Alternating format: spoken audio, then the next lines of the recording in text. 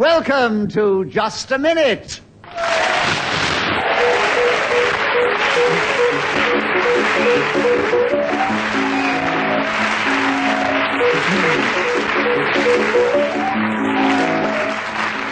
Hello, my name is Nicholas Parsons, and as the minute waltz fades away, once more it is my pleasure not only to welcome our listeners, but also to introduce the four exciting and dynamic performers of this game who are going to play the show this week. We welcome back two of our regular players, someone who's been playing the show for 9 years, that lovable and successful young comedian, Paul Merton. We also welcome back a more veteran comedian, but equally lovable, that is Derek Nimmo, and two young players who have only done it once or twice before. The game I'm talking about, naturally, two excellent stand-up comedians, Greg Proops and Graham Norton. Will you please welcome all four of them?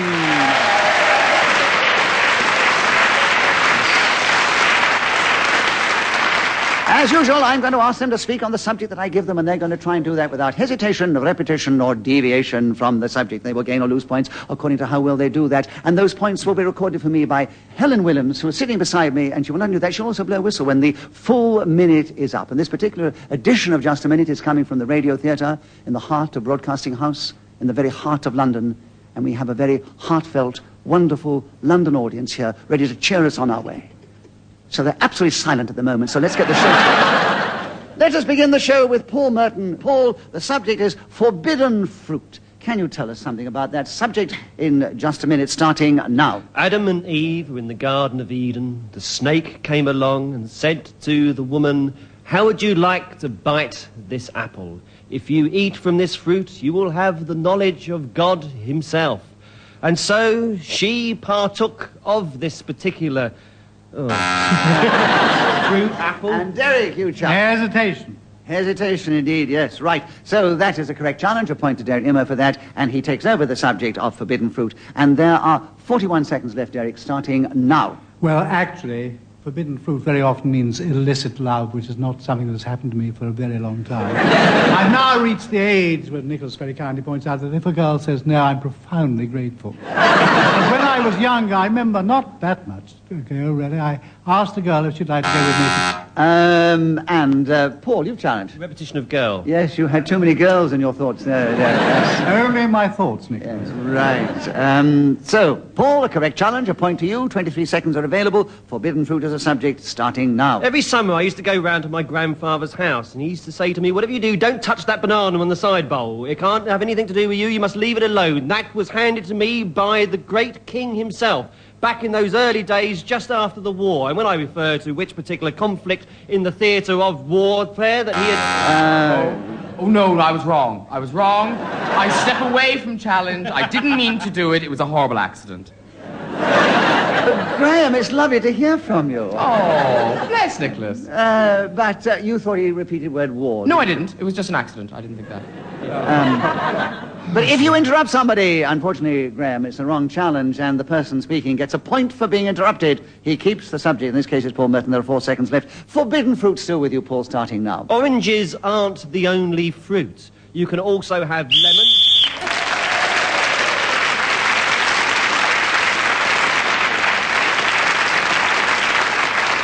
Whoever is speaking as the whistle goes gains an extra point. On this occasion was Paul Merton, so you'll not be surprised to discover that he's in a strong lead at the end of the first round.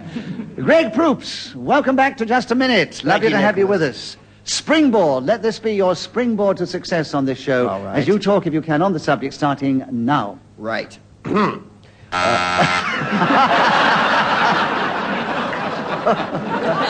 Yes. Oh, Greg, don't leave us. Please come back. Oh, no, Yes. I'll stay here. You'll stay here, right. Paul, yes. Possibly a hesitation. Possibly, yes, a huge hesitation. I tell you what we'll do, Paul. We give you a point because it was a correct challenge. You were in first. But we won't take it away from Greg because he hasn't played the game for about 4 years. And you have 58 seconds to try and continue. But, Greg, try and start as soon as I say now. 58 seconds starting now.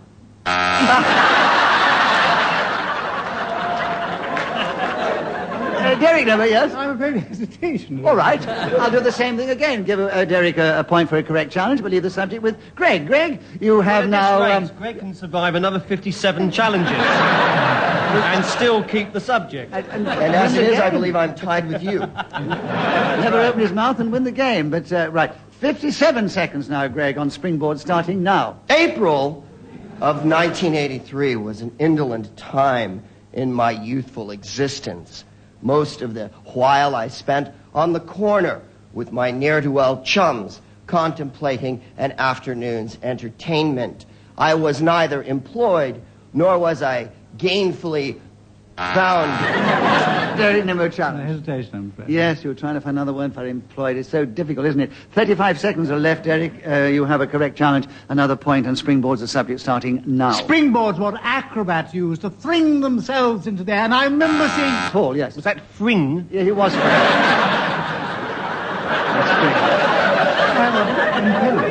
Yes, I mean, what, deviation from English as we That's right, understand yes. it? Yes. Sort of thing I love doing, but it doesn't work in just a minute. Yes, a correct challenge, Paul, so you have a point. 30 seconds available. Springboard starting now. I remember at my local swimming baths there was a springboard that was somewhat higher than the other two, and it took a great deal of courage until one summer I thought to myself, no, I'm going to jump off the top of the highest point. I remember climbing up the steps one by two, and I found myself up to the height. I walked along the springboard, I looked down into the water that was there in the baths beneath me, and I jumped, and I soared, and I flew out the window, and I went about 35 miles and ended up in Ascot Racecourse.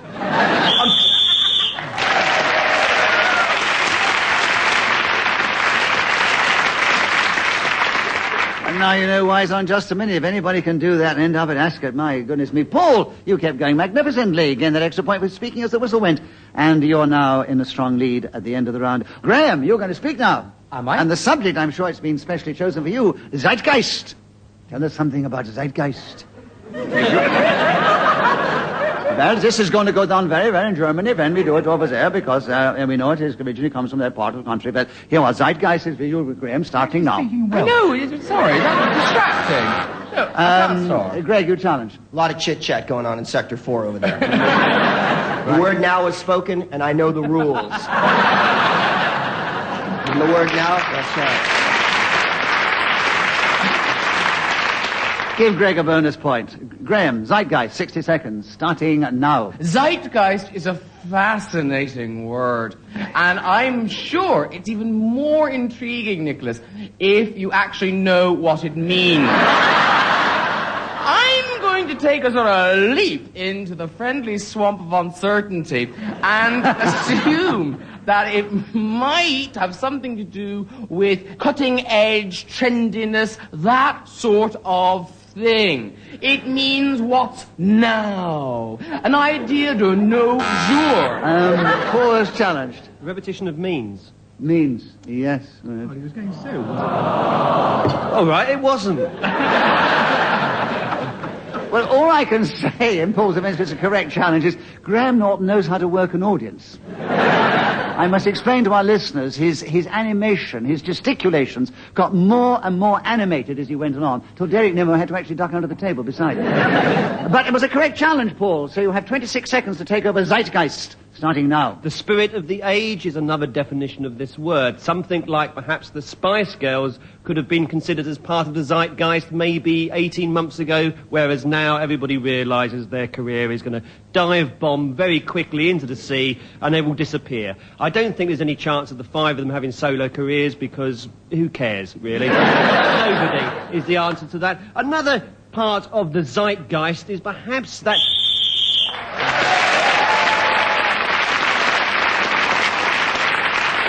Paul Merton got yet another point for speaking as the whistle went, and has increased his lead at the end of the round. And Derek Nimmo, your turn to begin. A Cosmopolitan Life. I'm sure that's been chosen specially for you, Derek, because that is what you lead. But can you talk on the subject, starting now? Well, I do tend to lead a kind of cosmopolitan life, very happily and luckily. It gives me tremendous pleasure as I travel around the cosmos, enjoying it. Last week, for instance, I was having lunch in Raffles Hotel in Singapore. The week... Paul Merton challenge. Well, this is the same speech Derek's been making on this programme for 30 years. Bragging about the places he's been to. I know, but... And I don't believe he spent the last week travelling around the cosmos. The planets, perhaps, but not the cosmos. Well, Well, I know, but we expect that from Derek, don't we? I mean, he travels, and that's about all he's want to talk about. But not I around the suppose. cosmos, surely, Nicholas. That's like Neptune and Saturn and places like that. He didn't talk about travelling around the cosmos. He did. It's the world. Cosmos means world.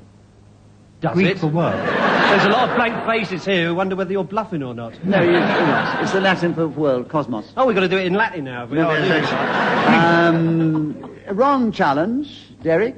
There are 43 seconds for you to continue on a Cosmopolitan Life starting now. One is greatly helped in leading a cosmopolitan life if one has a selection of credit cards, because it does enable people to draw money wherever you might happen. Greg Proops. I hate to be a stickler because I'm sitting next to a very prickly one, but I think he said purples.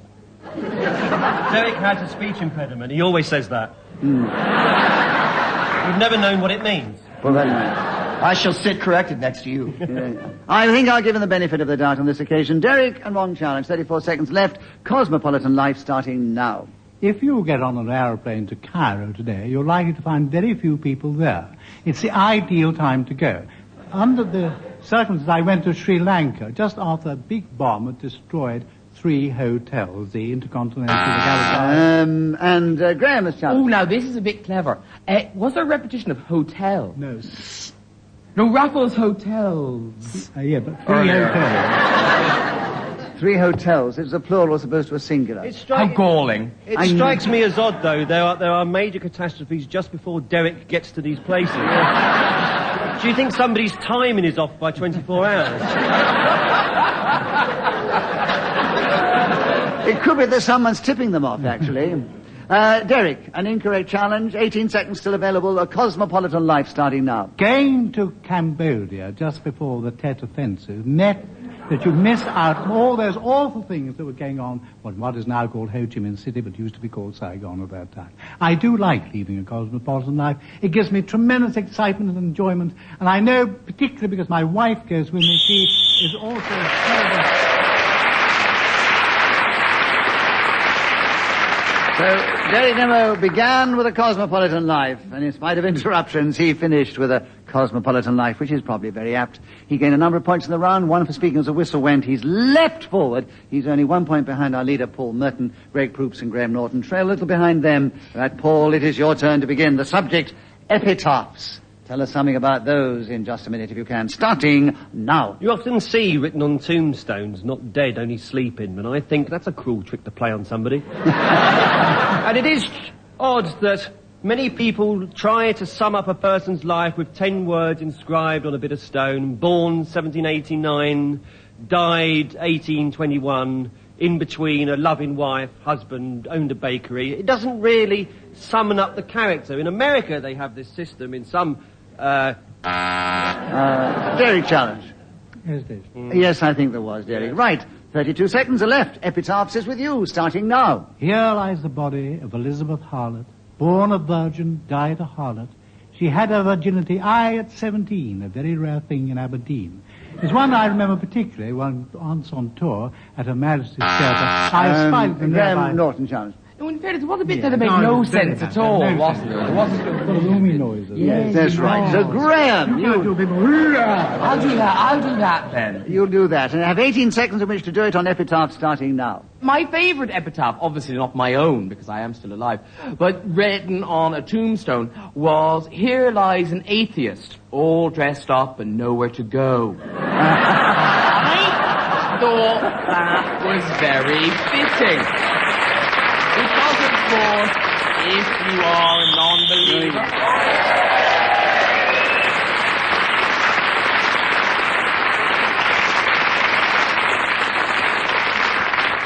Graham Norton, you were speaking as the whistle went, and you have leapt forward by 1 point. And you're still with Greg, trailing the other two who are now out in the lead. And Graham, it is your turn to begin. The subject, pop.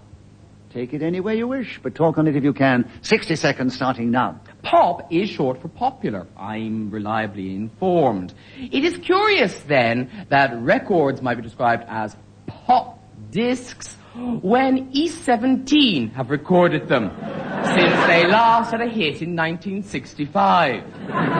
Similarly, Gina G is known as a pop artiste, when in fact she's a 95-year-old grandmother with dyed hair, living somewhere in South London.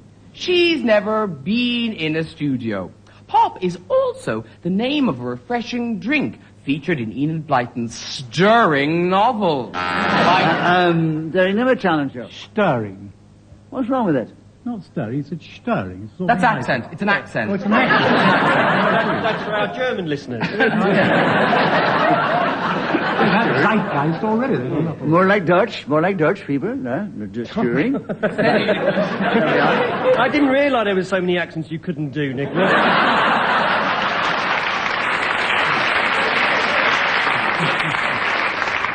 It's amazing how when they insult me, you always applaud, isn't it? Right. Graham, that was your idiomatic way of speaking. I don't think it was a deviation from English, so you continue with Pop, with 22 seconds left, starting now. Pop the cork, they cry at parties. But in fact, that's... Paul challenge. Well, I've never heard anybody. I've been to several parties. I've never heard anybody cry, pop the cork. Sometimes I've been to a vet's do where I've heard somebody say, cork the pup. Yeah. But that's a rather nasty illness that affects young dogs. I mean, the thing is that... What do they say when you turn up at parties? Oh, my God, he's here. No, they usually say... German man. They say you haven't brought that awful Paul Merton with you, have you? You see, if I insult them, you just go, ugh. If they insult me, you clap. I can't win. Fine. No, that's right, you can't. No, right. Pop, it's still with you, Graham, and 17 seconds, another point, of course, starting now. A champagne bottle, when opened at a festive occasion, should not pop. Derek Chance. Sorry, I'm pushed when I shouldn't. I do beg your pardon. It's a total mistake. Give him a point and let him go on. Champagne bottle popping. Go on, off he goes. You made your point. That's exactly what I was going to say, but you made it for me, and you interrupted me. He gets a point for that, as you said. 11 seconds still popping with you, Graham, starting now. I do feel my bubble has been slightly popped now, because my amusing story about fizzy wine being opened, but I said opened already. But I wouldn't draw attention to it. Exactly. Doesn't matter. No, Graham got in first. I happen to notice that Graham repeated opened. And Greg, you've cleverly got in with only 2 seconds to go on Pop starting now.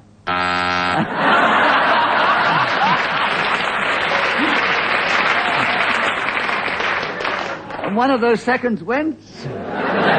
Paul came in. Listen, it wasn't fair on the other person who challenged last time. I'm going to give you one more chance, Greg. You have 2 seconds starting now. Parties that I go to. Right. So Greg Proops was then speaking as the whistle went, and he has leapt forward.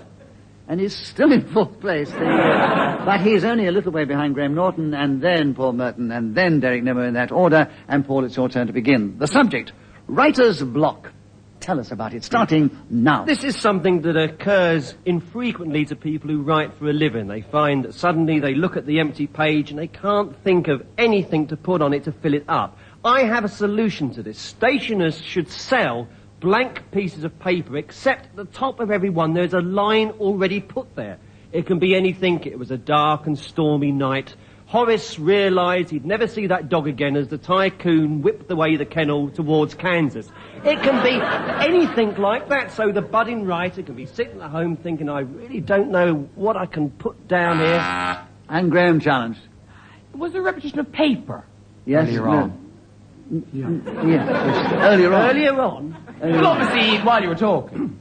Yes, you mentioned paper more than once. This has only just occurred to you. Well, I was listening. It was interesting. I was listening. And then I got bored and I thought, no, might as well play the game. Absolutely.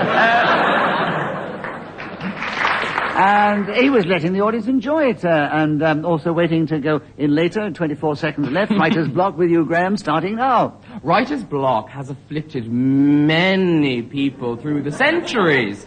Oh, Jane Austen suffered horribly. Even Carson McCullers, Truman Capote. But then why, oh, heaven's sake? Oh, I'm a fool to myself. Derek. Well, deviation. I think so, yes. 8 seconds for you, Derek. Writer's block, starting now. I suffer from writer's block. Sometimes it lasts for a year, often even longer. The best way to go about it is to get an advance from your publisher, which makes you put something down, whatever.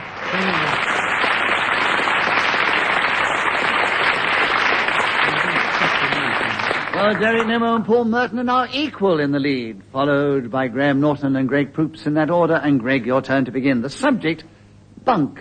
Tell us something about that in this game, starting now. When I was a child, I was forced to go to summer camp in 1969. There, all the boys were made to live in one cabin together. Our hut was called Oxaropi, which is an Indian word that means it's very cold.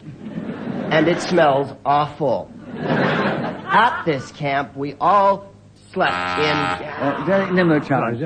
Repetition of camp is wrong. Yes, it was too much camp, I'm afraid. Funny, I thought Graham would have picked that one. Right, 36 seconds. With you, Derek, on Bunk, starting now. On a ship called the Juliana, I was sailing from Hong Kong to Manila, and my bunk was on the water.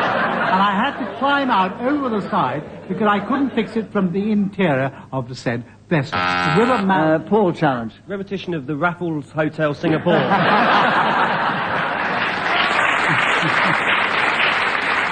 Is this what they call a psychic challenge? Because you know it's coming up It's any actually minute. come up in a minute. It always does. Well, as he hasn't said it yet, we say he still has the subject and 23 seconds on Bunk. Derek, starting now. A senator talking in the Parliament of America, which I think they call the Senate, actually said, I am talking bunkum to the people of that place, which is now called Bunk, as a sort of shorthand. It means claptrap, balderdash, and it goes on forever. And I don't mind talking bunk because Nicholas Parson really rather prefers it, because he has very little actual formal education.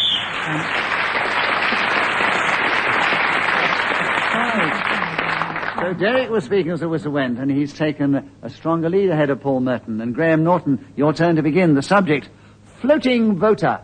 Tell us something about those strange individuals in 60 seconds, if you can, starting now. Floating voter refers back to medieval times and the early days of democracy, when voters, rather like witches, were thrown into water to see if they'd float. If they sank, it meant they were voting for you and you never saw them again. And if they floated, it meant they were against you. Greg Proops. Repetition of the word meant. Yes. Fine. Yes, he's feeling piqued because he was bringing up to the purpose. That's met Greg, a correct challenge. 37 seconds. Floating voter, starting now. The voters who float are one of Neptune's harvests. Graham Norton challenge. I believe there was a hesitation. 31 seconds. Floating voter, Graham, starting now. Is there a dithery woman in a large cardigan in the Midlands who's floating high above a town, tethered down by wool from her own knitted garment, in case she just goes over the Irish Sea and ends up being on the electoral register in Dublin? I don't know. Tell me. Paul challenge. I do, and there isn't.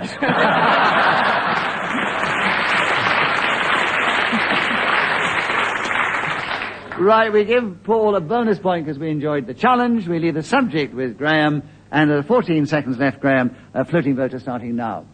Dear God, if I was a floating voter now and having to vote on whether I would reach a full minute or not, my vote would have to be... The Derek Nimmo challenge. Repetition of vote. Yes, you had too many votes there. Can we just take vote out of voter? No. I swallowed my R. It's an accent thing.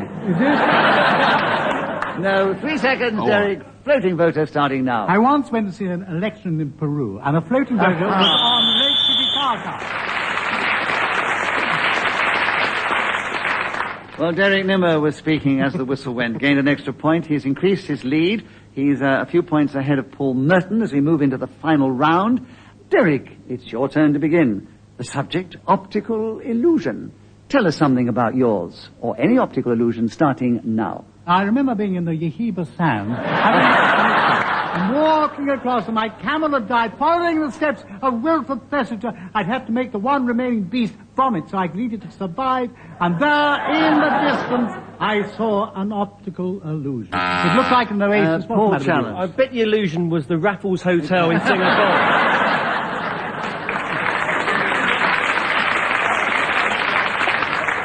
Right, another psychic challenge. Paul, we love the challenge. Well, sooner or later, I'm going to be right, aren't I? I know. You're going to be right, but you still get a bonus point for the challenge. Derry gets one for being interrupted. He keeps Optical Illusion. 33 seconds left, starting now. Sitting in the Raffles Hotel in Singapore, I looked through a champagne bottle which then distorted everything that was before me, and this was an optical illusion. It made the person that was on the other side of the room look very large, heavy, and fat, rather like Paul Merton. But when I looked carefully, I decided that this was untrue, because he is the most beauteous creature, and it was only an optical illusion. That's what made me so sad, and yet happy, because I'm terribly pleased when I see his dear face. What's that? Paul Merton challenge. Deviation, you can't be sad and happy at the same time. You can. No, you can't. No, well, I mean, if a car ran over Nicholas Parsons, I'd be sad and happy at the same time. You might be sad if it was your car and it got damaged, I suppose. Yeah, okay, I withdraw the challenge. You're quite right, I withdraw the challenge. I was about to give it to you, Paul, until that last remark. I tell you what we do, Paul. So Derek's probably not going to be overtaken, but we'd like to hear from you. Bring the show to an end. There are 2 seconds to go. Optical Illusion, starting now. This optical illusion suddenly appeared in front of me.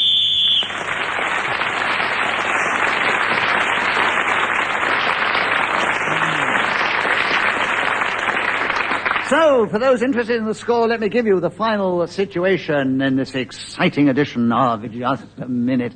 Yes, as I said before, the contribution is more important than the points to my mind, and therefore let me tell you that Greg Proops, who has only played the game once before, came along, and he finished in 4th place. He got a few points, both points that he won and points that he made.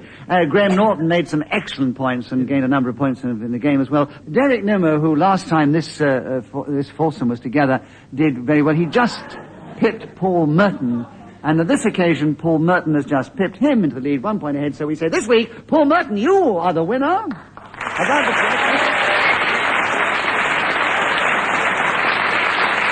It only remains for me to say thank you to these 4 delightful players of the game, Paul Merton, Greg Proops, Derek Nimmo, and Graham Norton. Also to thank Helen Williams, who's kept the score for me. She's blown her whistle delicately and stridently when necessary.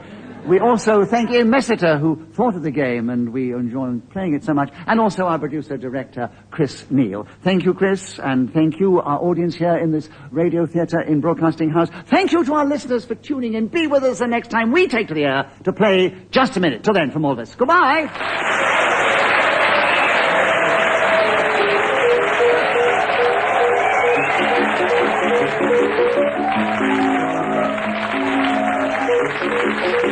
Thank you.